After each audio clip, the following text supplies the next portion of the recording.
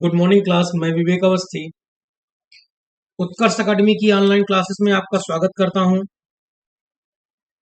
जैसा कि आप लोग जानते हैं, हम लोग मूल विधि के टॉपिक को डिस्कस कर रहे थे। उस मूल विधि में हम लोग आज एक नए टॉपिक को शुरू कर रहे हैं, जो कि आपका टॉपिक होगा CRPC। ठीक है, जिसको हम लोग शुरू कर रहे हैं 1973। CRPC code of criminal procedure code, the code of the code of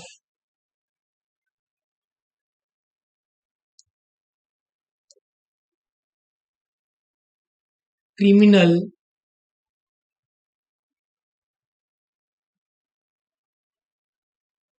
procedure code 1973। अभी तक हम लोगों ने डिस्कस किया था आईपीसी, जिसके बाद हम लोग ट्रांसफर हो रहे हैं किस पोर्शन पर, सीआरपीसी पर। अब अगर यहां पर हम लोग बात करें कि आईपीसी और सीआरपीसी में क्या डिफरेंस है, बेसिक डिफरेंस यहां पर क्या है, तो देखो ये टॉपिक हम लोगों का किसका चल रहा है, मूल विधि का चल रहा है। मूल विधि का मतलब हम लोग जो डिस्कस कर रहे हैं वो डिस्कस कर रहे हैं सब्सटेंटिव लॉ। हम लोग जो डिस्कस कर रहे हैं वो क्या डिस्कस कर रहे थे, सब्सटेंटिव लॉ। और बेसिकली जब हम लोग सीआरपीसी की बात करते हैं तो हम लोग यहां पर क्या डिस्कस कर रहे हैं, प्रोसीजर लॉ। ये मूल विधि का टॉपिक है और ये आपकी प्रक्रिया विधि है। कौन सी विधि है, प्रक्रिया विधि है। अब देखो बेसिक डिफरेंस दोनों में ये है कि मूल विधि में डिफिनेशन दी होती, परिभाषाएं दी होती, वो कृत्य दिए जाते हैं, उन कृत्य के बारे में बताया जाता है जिनको एक बेसिक क्लासिफिकेशन किया जाता है कि वो हमारे जो कार्य हैं वो सामान्य हैं या फिर वो अपराध की संज्ञा में आए। ये जो क्लासिफिकेशन होता है ये भी किससे होता है, मूल विधि से होता है। क्लियर। ये कार्य हैं, कर्म है हमारे, और उन कार्यों को सामान्य कार्य की संज्ञा में रखा जाए या फिर उनको अपराध की संज्ञा में रखा जाए, इस चीज को परिभाषित किया गया है। वरना उसी कार्य को एक व्यक्ति तो सामान्य मानता है, लेकिन जिसका नुकसान होता है वो उसे अपराध मानने लगे, तो इस तरह तो अराजकता उत्पन्न हो जाएगी। तो अराजकता उत्पन्न ना हो, एक सामान्य प्रक्रिया हो, सबके लिए एक जैसा नियम लागू हो, इसलिए इस मूल विधि के अंतर्गत अर्थात आईपीसी के अंतर्गत इन चीजों को क्लासिफाइड किया गया कि वर्ग जो हमारा होगा उन वर्ग में से कौन से वर्ग हमारे सामान्य यानी कि लासंगत होंगे, विधिक होंगे, और कौन से कार्य हमारे असामान्य या फिर अविधिक होंगे, कानूनी नहीं होंगे। और जो कानूनी नहीं होंगे उन्हीं के लिए अपराध शब्द का नाम आएगा और उन्हीं के लिए दंड होगा। अब अपराध हुआ कि नहीं हुआ ये डिसाइड किसने किया, आईपीसी ने। लेकिन उस अपराध के लिए क्या पनिशमेंट किया जाए, क्या दंड दिया जाए, उसके लिए डिस्कस किया जाता है किसमें, सीआरपीसी में। ये दंड प्रक्रिया संहिता के अंतर्गत बताया गया। क्लियर, इतनी बात क्लियर हुई। ओके, अब हम लोग इस सीआरपीसी में आगे चीजों को डिस्कस करेंगे। आईपीसी और सीआरपीसी का डिफरेंस क्लियर हुआ, क्या दोनों में बेसिक डिफरेंस है। इंडियन पीनल कोड और दंड प्रक्रिया संहिता, इंडियन पीनल कोड आपका 1860 और दंड प्रक्रिया संहिता आपकी 1973। अब एक बात दिमाग में ये भी आती है, जब आईपीसी 1860 को लागू हुआ, क्या उस समय प्रक्रिया की आवश्यकता नहीं थी, क्योंकि प्रक्रिया तो हमारी 1973 में लागू हो रही, इसके पहले नहीं है। तो क्या इसके पहले प्रक्रिया की आवश्यकता नहीं थी, तो इसके पहले भी प्रक्रिया की आवश्यकता थी। ऐसा नहीं है कि आईपीसी हमारा सीआरपीसी 1973 में आया, इसके पहले नहीं था, इसके पहले भी था। जो सीआरपीसी था वो बेसिकली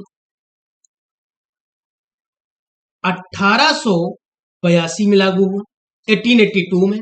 इसमें अमेंडमेंट किया गया 1898 और इसको सस्पेंड कर दिया गया। सस्पेंडेड, हटा दिया गया, यहां इसे निरस्त कर दिया गया।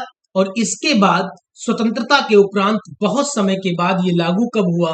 1973, 1973 में। क्लियर?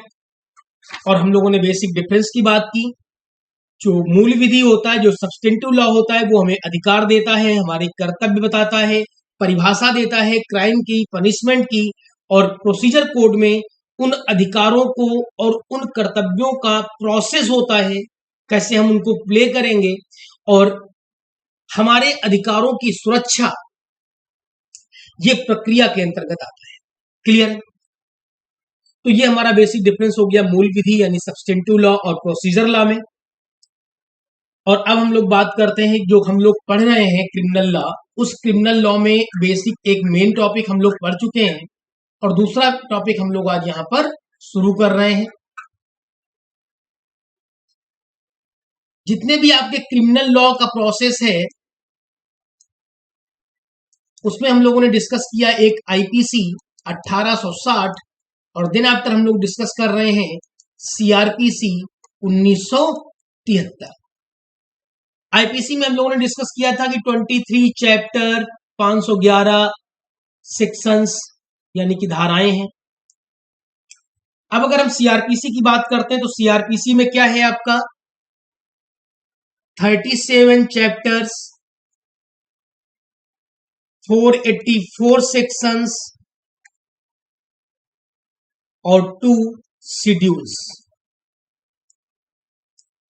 2 अनुसूचियां हैं, 484 धाराएं हैं और 37 अध्याय हैं। क्लियर? अब अगर यहां पर शेड्यूल्स की हम लोग बात कर लेते हैं, अनुसूचियों की अगर हम लोग बात कर लेते हैं कि अनुसूचियों में क्या क्या दिया हुआ है। सेक्शन तो 484 हो गए और चैप्टर आपके 37 हो गए। इंपॉर्टेंट पोर्शन होता है, अगर सीधे पूछ लिया जाता है सीआरपीसी में कितने चैप्टर हैं, कितने अध्याय हैं, तो सीआरपीसी में आपके 37 चैप्टर हैं और 484 आपकी धाराएं हैं। हम लोग बात कर रहे थे यहां पर किसकी? शेड्यूल्ड की। 2 शेड्यूल है, फर्स्ट और सेकंड। क्लियर? फर्स्ट और सेकंड की अगर बात करें तो इसमें आपका जो डिफाइन किया गया वो क्या डिफाइन किया गया है?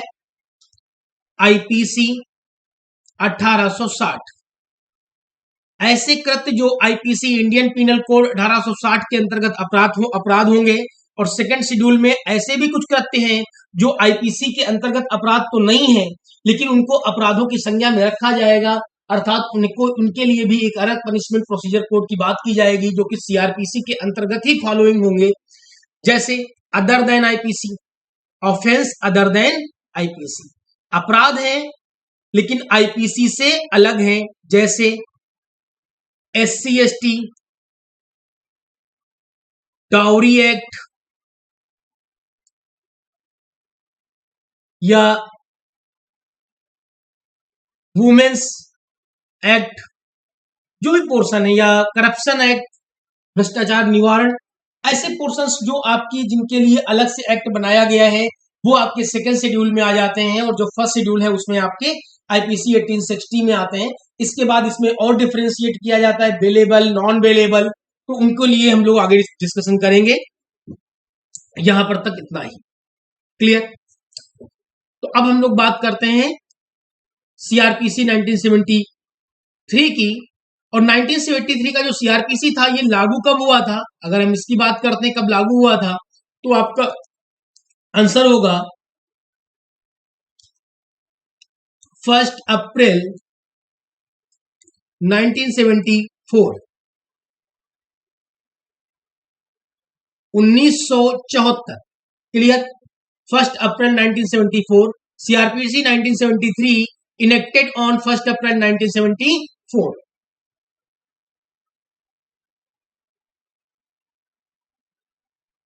तो CrPC 1973, the code of criminal procedure 1973 enacted on 1 अप्रैल 1974 या 1974 के अप्रैल के प्रथम दिन प्रवृत्त हुआ, या 1974 के प्रथम दिन प्रवृत्त हुआ। क्लियर? दिस इलेक्टेड ऑन 1 अप्रैल 1974। हम लोगों ने पहले बोला 37 चैप्टर हैं। हमेशा जो पहला चैप्टर होता है वो उसमें इंट्रोडक्शन होता है, उसके बारे में बताया जाता है, वैसा इसमें भी किया गया। इस सीआरपीसी का संक्षिप्त नाम और विस्तार यानी short title, extent and commencement. अधिनियम का संक्षिप्त नाम दंड प्रक्रिया संहिता, criminal procedure, the code of criminal procedure. अब अगर हम इसकी विस्तार की बात करें तो इसका विस्तार संपूर्ण भारत पर एक्सेप्ट जेएनके को छोड़ के किया गया था। बट 31 अक्टूबर 2019 के अमेंडमेंट से जब जेएनके आपका Jammu and Kashmir union territories बन गया तो उस पर भी लागू हो गया। Clear? Act 34 of 2019 omitted by 5th schedule 31 December 2019। तो इस समय सीआरपीसी संपूर्ण भारत पर लागू है, परंतु इसके कुछ चैप्टर जैसे 8, 10, 11, चैप्टर नंबर 8, चैप्टर नंबर 10 और चैप्टर नंबर 11 जो कि लागू नहीं होता। हम लोग जो संविधान पढ़ते हैं, संविधान में एक छठी अनुसूची पढ़ते हैं, उसके अंतर्गत कुछ कृत्य दिए गए हैं, जैसे नागालैंड, जनजाति, इनके क्षेत्रों में इन अध्यायों को लागू नहीं किया जाता। नागालैंड राज्य को, जनजातियों को, इनके अंतर्गत ये अध्याय लागू नहीं होते। अब यहां पर एक बात आती है कि चैप्टर 8, चैप्टर 10 और चैप्टर 11 क्या है। तो चैप्टर 8 की अगर बात करें तो ये आपके security for keeping the peace, security for keeping the peace. जनजातियों के लिए अपने कुछ स्थानीय नियम हैं, वो इन पर लागू नहीं हो पाते, इसलिए इस चैप्टर को इन क्षेत्रों में लागू नहीं किया जाता। क्लियर?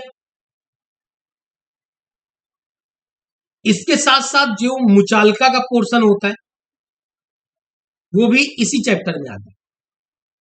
क्लियर? मुचालका का पोर्शन भी इसी चैप्टर में आता है। चैप्टर 10 की अगर हम लोग बात करें तो ये भी आपका क्या है, maintain a public order and tranquillity, maintain a public order and tranquillity.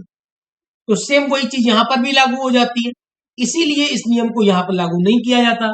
अब चैप्टर अगर 11 की बात करें, देखो 9 चैप्टर लागू होता है, इनके बीच में बच रहा है आपका कौन सा, 9 नंबर, तो माता पिता का भरण पोषण वो आपका लागू होता है। अब अगर 11 की बात करें तो ये आपका होता है preventive action of the police, preventive action of the police,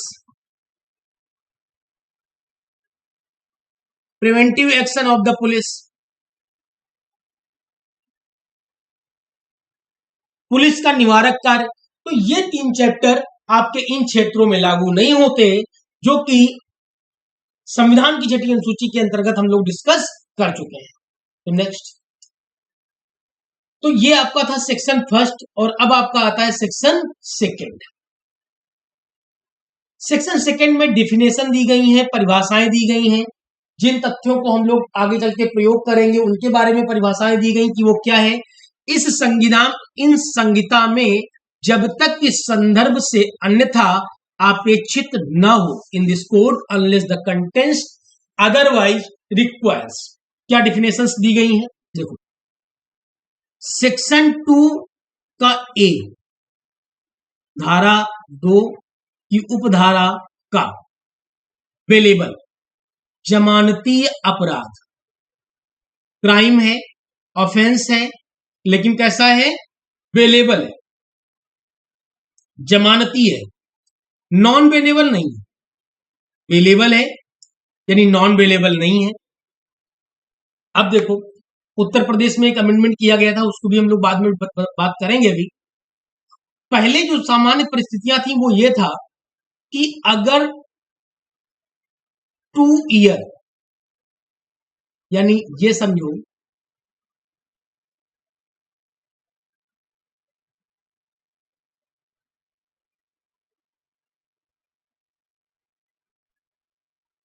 up to 2 year imprisonment. अगर 2 साल तक की सजा का कोई अपराध है तो उसे बेलेबल माना जाता है। इसको उत्तर प्रदेश सरकार में पहले 7 वर्ष तक भी कर दिया गया था, इसको भी बेलेबल बना दिया गया था अगर वो अपराध संज्ञेय की संज्ञा में नहीं आता। क्लियर? तो बेलेबल बना दिया गया था। बाकी के जो अपराध है या मोर देन 2 ईयर, ये क्या है? Non bailable. अब एक बात दिमाग में आती है, बेलेबल का मतलब जमानती अर्थात जमानत मिलेगी, और नॉन बेलेबल का मतलब गैर जमानती जिसमें जमानत नहीं मिलेगी।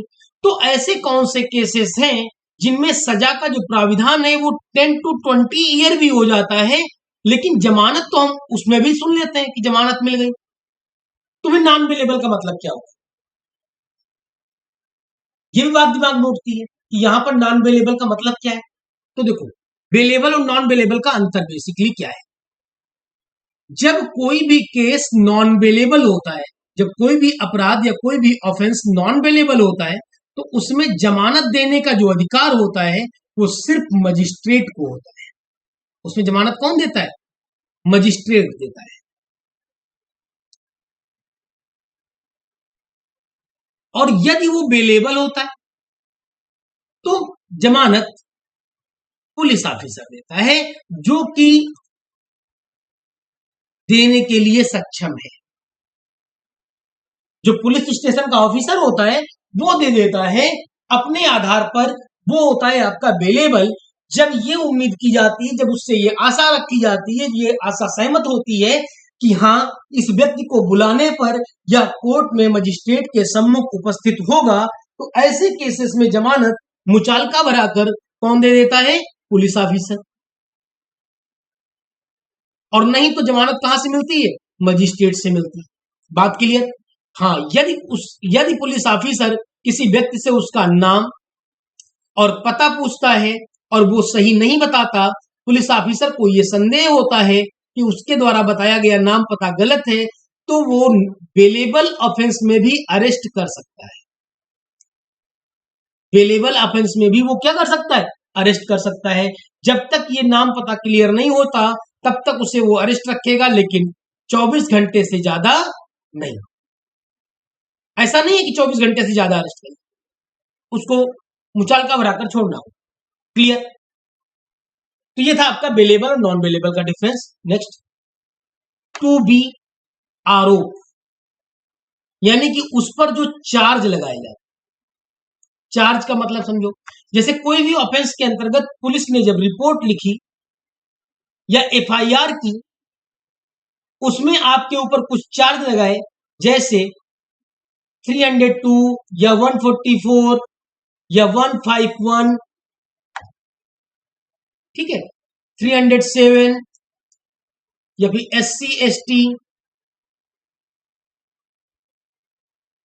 3/5 या 2/5 या 1/10, एक फिगर बनाई, एक चार्ज लगाए। इन धाराओं पर इन चार्ज को, यानी आपके ऑफेंस के अंतर्गत जो आपके ऊपर धाराएं लगाई गई, उन्हीं को चार्ज कहते हैं। कई बार ऐसा होता है, एक चार्ज मुख्य होता है, उसके साथ में अदर चार्ज सहायक के रूप में लगे होते हैं। सारे चार्जों के साथ साथ एक चार्ज लग जाता है, जैसे 120B। तो ऐसे एक चार्ज मुख्य होता है और बाकी सारे सहायक चार्ज के रूप में आपके ऊपर इंपोज किए जाते हैं। क्लियर? लगाए जाते हैं। तो ये हो गया आपका चार्ज के अंतर्गत जो आरोप में से एक से अधिक शीर्ष हो, आरोप का कोई भी एक शीर्ष होगा, यानी चार्ज को आप समझ सकते हो, आपके ऊपर लगाया गया आरोप। आरोप सिद्ध नहीं हुआ, सिर्फ अभी लगाया गया है। नेक्स्ट, 2C संज्ञेय अपराध या कॉग्नाइजेबल ऑफेंस। हम लोग इसको ऑफलाइन क्लास में भी डिस्कस कर चुके हैं, संज्ञेय अपराध और असंज्ञेय अपराध। जब अपराध संज्ञेय होता है, जब अपराध आपका संज्ञेय होता है, अर्थात स्वतः संज्ञान लिया गया अपराध, ऐसा अपराध जिसको संज्ञान लिया जाए, पुलिस अधिकारी के द्वारा, या फिर बिना वारंट के, विदाउट वारंट अरेस्ट कर ले। संज्ञेय अपराध में पुलिस को यह अधिकार होता है कि किसी भी वारंट के बिना वो अरेस्ट कर ले।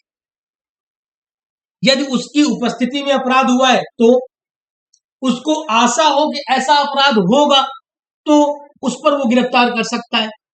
यदि उसको इन्फॉर्म किया जाए तो संज्ञेय अपराध की संज्ञा में वो बिना वारंट के भी गिरफ्तार कर सकता है। इसे कहते हैं संज्ञेय अपराध, यानी ऐसा अपराध अभिप्रेत जिसके लिए संज्ञेय मामला से ऐसा मामला अभिप्रेत है जिसमें पुलिस अधिकारी प्रथम अनुसूची के तत्समय प्रवृत्त किसी अन्य विधि के अनुसार वारंट के बिना गिरफ्तार कर सकता है। हम लोगों ने पहले डिस्कस किया था जो शेड्यूल फर्स्ट और सेकंड है कि आईपीसी डिस्कस किया गया, तो आईपीसी में अपराध आएंगे कॉग्नाइजेबल और नॉन कॉग्नाइजेबल, यानी संज्ञेय और असंज्ञेय। तो उनके मेरिट के आधार पर अगर संज्ञेय अपराध है तो बिना वारंट के भी गिरफ्तार किया जा सकता है।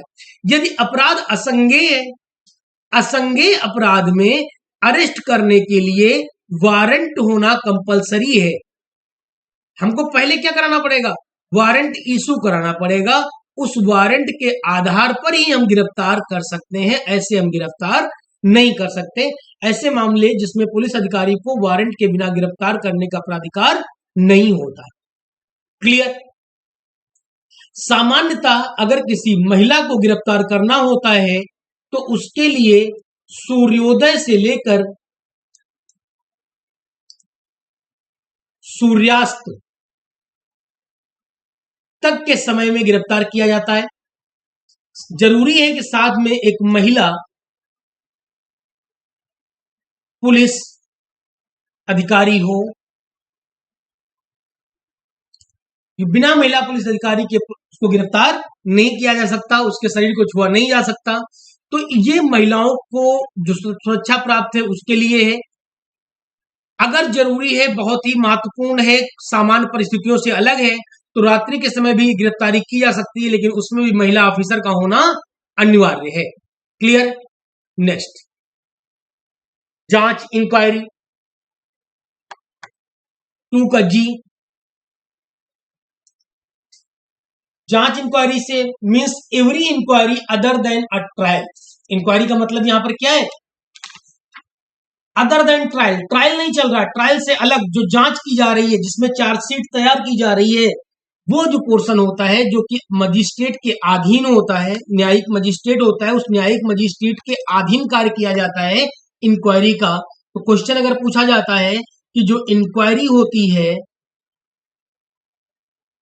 ये किस अधिकारी के अंडर में होती है, तो हम लोग यहां पर एसपी का आंसर नहीं होगा, यहां पर आंसर क्या होगा? मजिस्ट्रेट के अंतर्गत।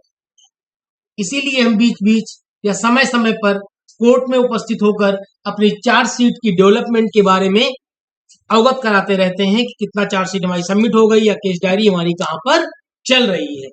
Clear? Next, investigation includes all the proceeding under this code for the collection of evidence conducted by a police officer or by any person who is authorized by magistrate। Magistrate के द्वारा जिसको authorise किया गया क्या करने के लिए? Investigation करने के लिए, उसे बोला जाता है IO, investigation officer. Investigation officer, अन्वेषण अधिकारी।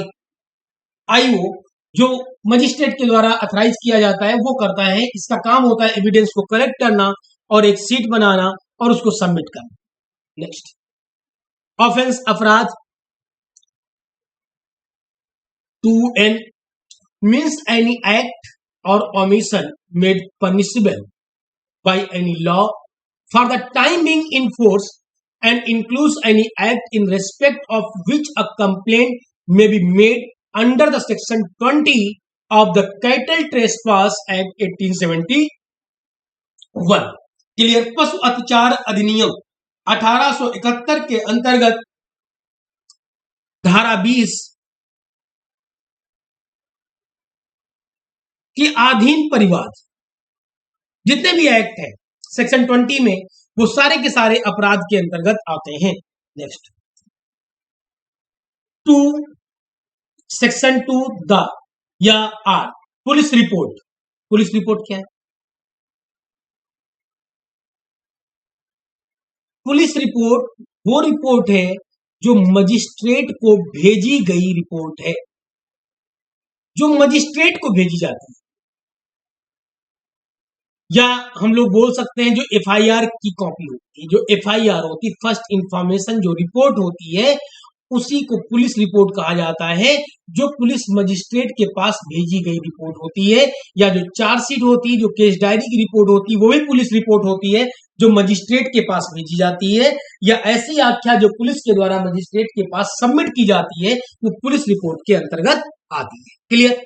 इसके लिए डिफिनेशन जो है वो आपकी क्या है? सीआरपीसी की धारा 173 की उपधारा 2 के अंतर्गत परिभाषित की जाती है। क्लियर? ओके। पब्लिक प्रोसिक्यूटर क्या होता है? Means any person appointed under the section of 24।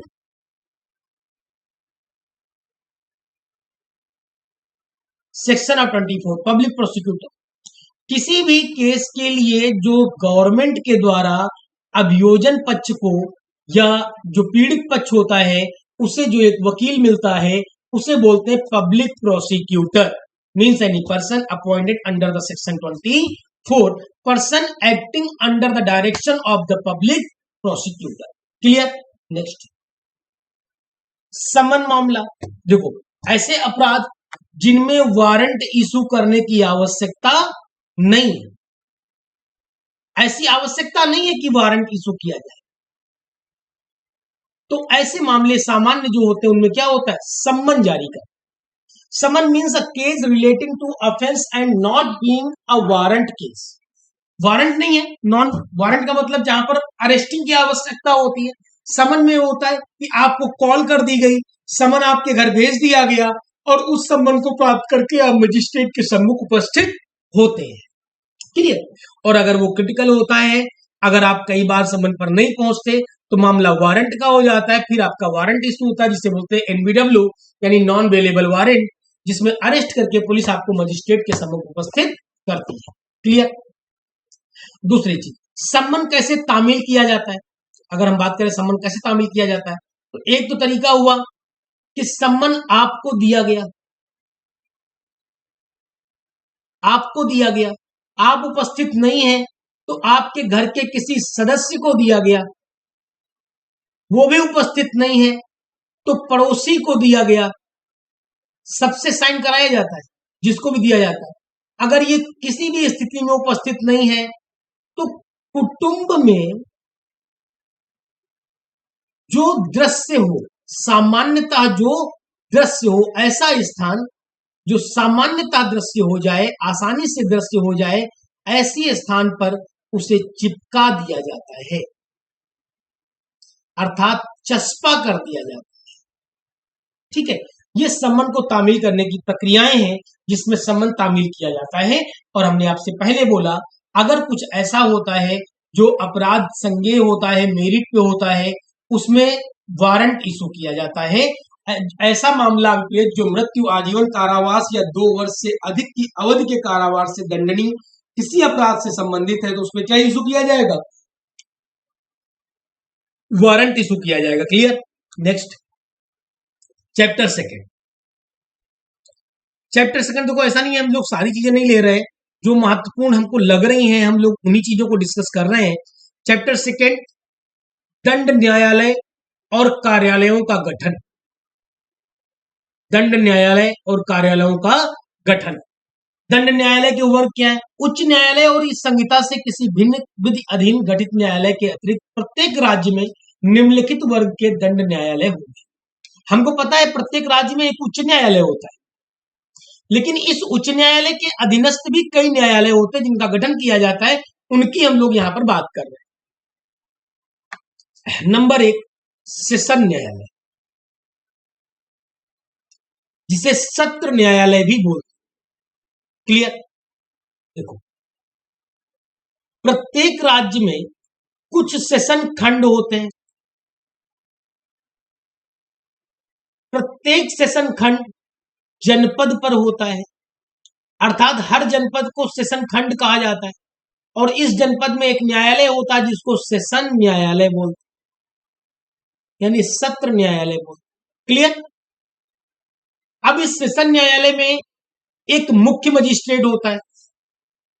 जो मुख्य मजिस्ट्रेट होता है वो प्रथम वर्ग का न्यायिक मजिस्ट्रेट ही होता है, इसी को मुख्य मजिस्ट्रेट नियुक्त किया जाता है।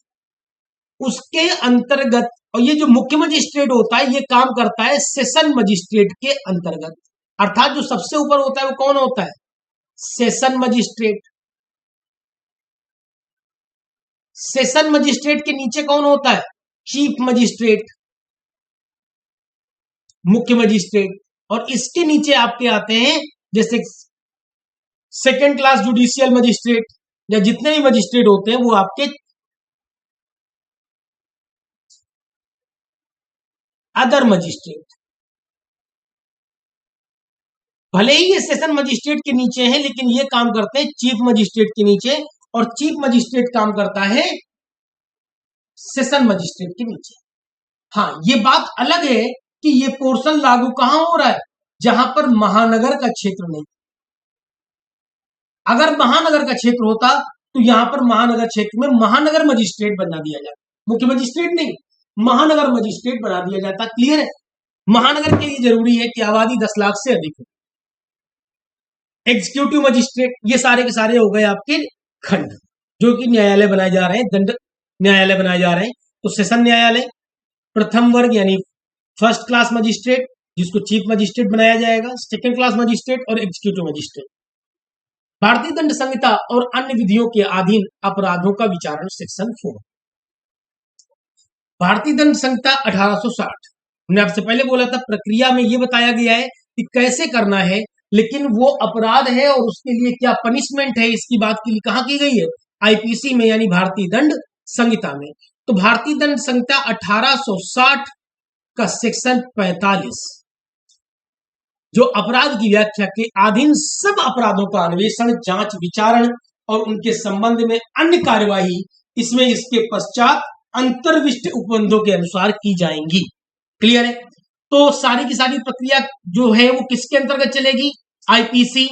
आईपीसी 1860, और 1860 का कौन सा सेक्शन है जिसमें इनको डिफाइन किया गया? तो सेक्शन है 45। नेक्स्ट, सेशन न्यायालय। देखो सेशन न्यायालय क्या?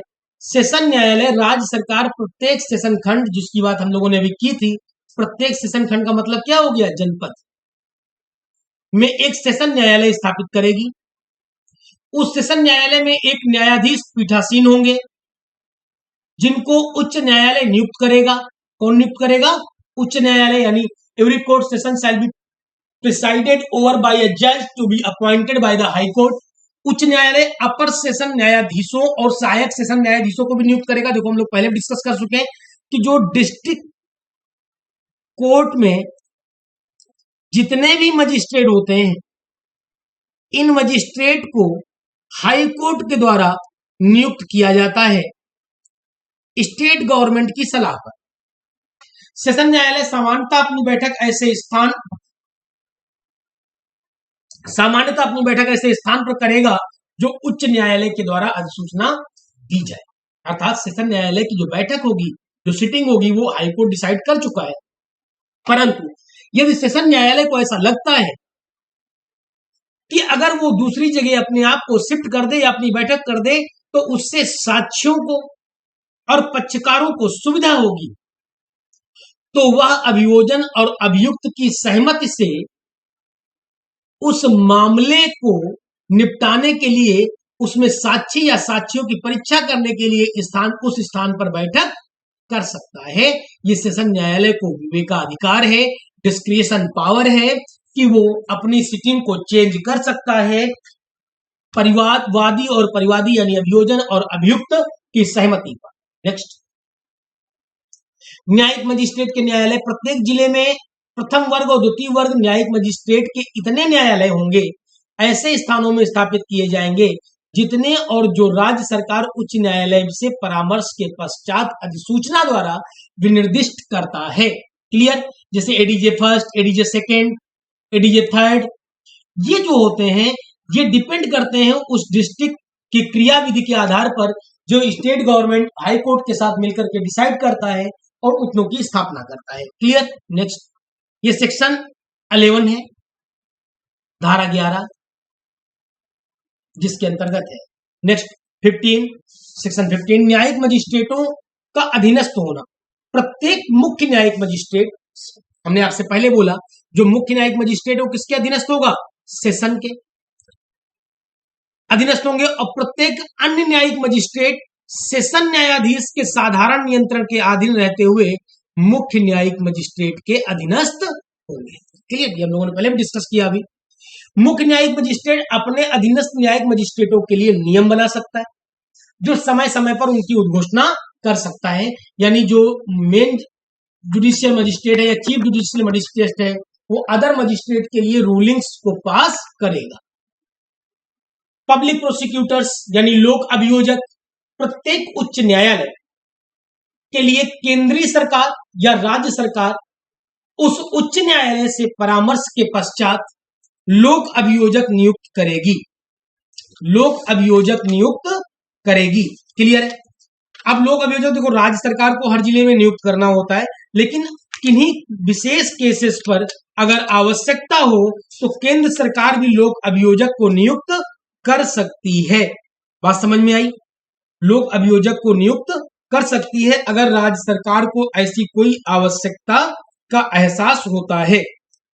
और ये सारे के सारे आपके सेकेंड चैप्टर के अंतर्गत चल रहा है। प्रत्येक उच्च न्यायालय के लिए केंद्रीय सरकार या राज्य सरकार। अब उच्च न्यायालय के लिए कौन नियुक्त करेगा? यहां पर बात समझो, सेंट्रल गवर्नमेंट। और डिस्ट्रिक्ट कोर्ट के लिए कौन कर रहा है? State government.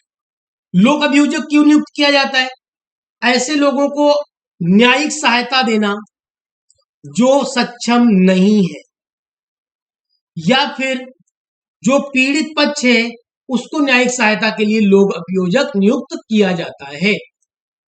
पब्लिक प्रोसिक्यूटर नियुक्त किया जाता है। क्लियर।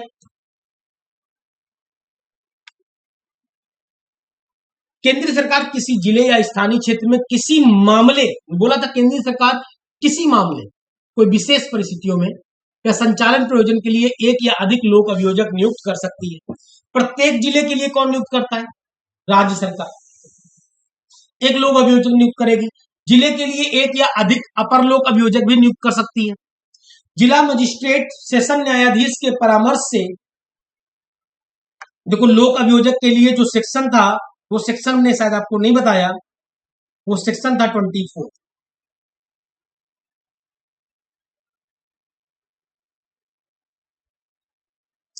ये 24 के सब सेक्शन है। यहां पर जो आप 4 नंबर पढ़ रहे हो, ये सेक्शन 24 का सब सेक्शन है। जिला मजिस्ट्रेट सेशन न्यायाधीश के परामर्श से, यानी जो डिस्ट्रिक्ट मजिस्ट्रेट होता है वो सेशन न्यायाधीश से परामर्श करेगा, ऐसे व्यक्तियों की एक सूची बनाएगा, एक पैनल तैयार करेगा जो उसकी राय में उस जिले के लिए लोक अभियोजक या अपर लोक अभियोजक नियुक्त किए जाने योग्य हैं। याद रखना, सेक्शन 4 आगे चल करके धाराओं में काम आएगा। ऐसे लोगों को लोक अभियोजक नियुक्त किया जाएगा जो सेक्शन 4 के पैनल में लिस्टेड है।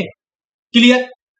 नेक्स्ट, कोई व्यक्ति राज्य सरकार द्वारा उस जिले के लिए लोक अभियोजक या अपर लोक अभियोजक नियुक्त नहीं किया जाएगा जब तक उसका नाम उपधारा 4 के अधीन जिला मजिस्ट्रेट द्वारा तैयार किए गए नामों के पैनल में ना हो। हमने बोला सेक्शन 4 अभी काम आएगा। अगर उस पैनल में नाम नहीं है तो उसको लोक अभियोजक नियुक्त नहीं किया जा सकता। यानी सेक्शन 4 के सब सेक्शन, सेक्शन 24 के सब सेक्शन 4, धारा 24 की उपधारा 4 में अगर उस व्यक्ति का नाम नहीं है तो उसको लोक अभियोजक नियुक्त नहीं कर सकते। अब सेक्शन 24 के सब सेक्शन 5 में किसी बात के होते हुए भी जहां किसी राज्य में अभियोजन अधिकारियों का एक नियमित कैडर है, अगर कोई एक ऐसा नियमित कैडर बना हुआ है, उसमें ऑलरेडी लोग अभियोजक हैं, तो भले ही 4 में या 6 धारा में या उपधारा 5 में किसी बात के होते हुए भी वहां राज्य सरकार ऐसा कैडर है गठित करने वाले व्यक्तियों में से ही लोक अभियोजक या अपर लोक अभियोजक नियुक्त करेगी। अगर राज्य सरकार के पास लोक अभियोजक का कोई कैडर बना हुआ है कोई एक लिस्ट बनी हुई है तो फिर वो उन्हीं में से लोक अभियोजक नियुक्त करेगी, भले ही लोक उपधारा 4 के अंतर्गत नाम आपका लिस्टेड हो, आपको नियुक्त नहीं करेगी। नेक्स्ट, सेक्शन 25A, राज्य सरकार एक अभियोजन निदेशालय यानी प्रोसिक्यूशन डायरेक्टोरेट या डायरेक्टोरेट ऑफ प्रोसिक्यूशन बनाएगी। राज्य सरकार एक अभियोजन निदेशालय बनाएगी, यानी जितने लोक अभियोजक होंगे सब इसी के अंतर्गत काम करेंगे। उसमें से एक अभियोजन निदेशक बनेगा, एक प्रोसिक्यूशन डायरेक्टर बनेगा और उतने ही अपर प्रोसिक्यूशन डायरेक्टर बनेंगे जितने की आवश्यक समझे जाएंगे।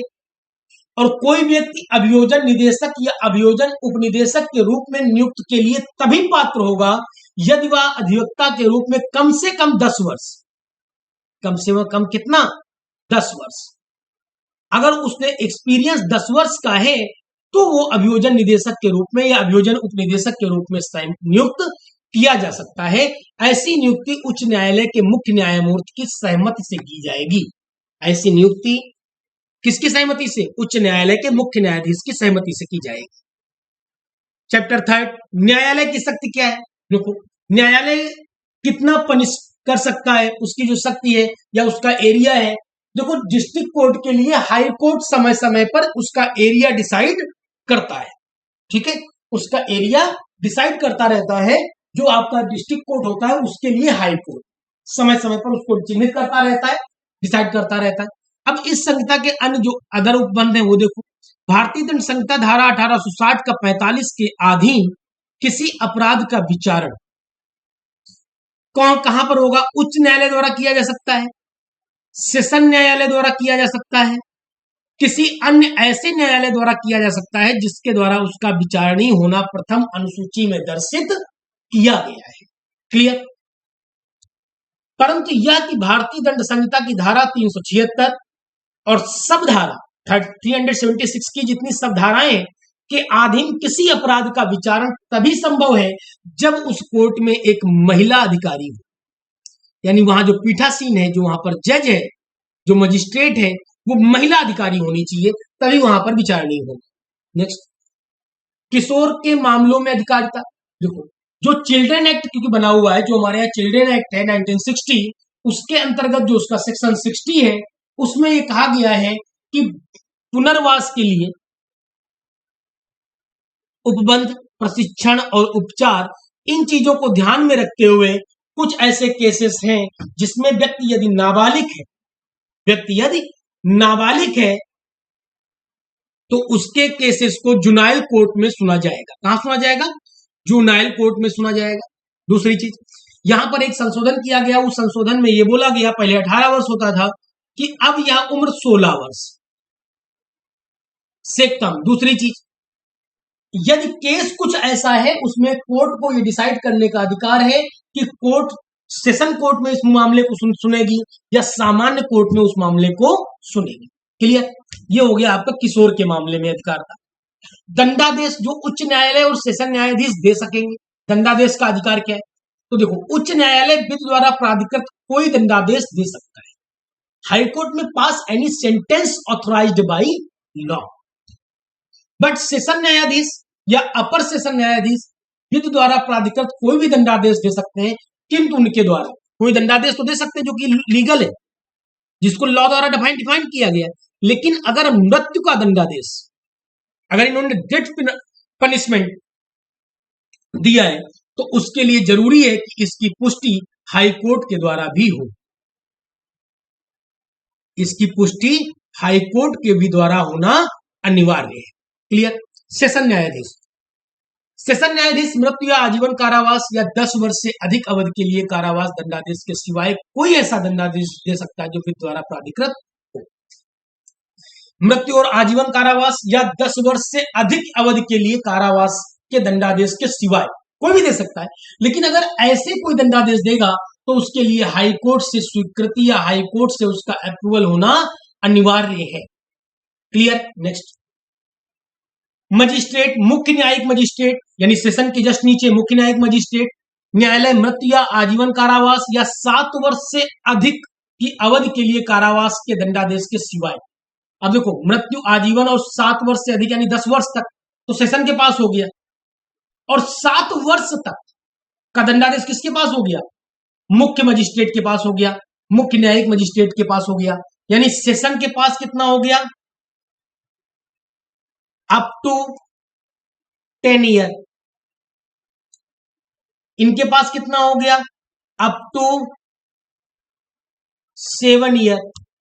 प्रथम वर्ग की बात अगर हम करें मजिस्ट्रेट के पास, तो देखो इसी को मुख्य बनाया जाता है, लेकिन अगर ये मुख्य नहीं है तो अप टू 3 ईयर। क्लियर? और सेकंड अगर बात करें तो सेकंड के लिए होता है up to 1 year. ADJ first, ADJ second, ADJ third, जो ग्रेड बनता चला जाता है, कारावास। मुख्य महानगर मजिस्ट्रेट की जो शक्तियां हैं, जो मुख्य मजिस्ट्रेट था अगर वो महानगर में होता है तो उसको महानगर मजिस्ट्रेट कहा जाता है। मुख्य न्यायिक मजिस्ट्रेट के न्यायालय की शक्तियां और महानगर मजिस्ट्रेट के न्यायालय की प्रथम वर्ग मजिस्ट्रेट की शक्तियां होंगी, सामान्य सेम होंगी। क्लियर? इसी के साथ हम लोग इस टॉपिक को यहीं पर कंप्लीट करते हैं। इसकी आगे के पोर्शंस को हम लोग नेक्स्ट वीडियो में डिस्कस करेंगे और कोशिश करेंगे कि जल्दी से जल्दी आपका ये टॉपिक कंप्लीट हो और नेक्स्ट टॉपिक को फिर हम लोग डिफाइन करें। और आप लोगों ने अभी तक हमें कोई ऐसे चीज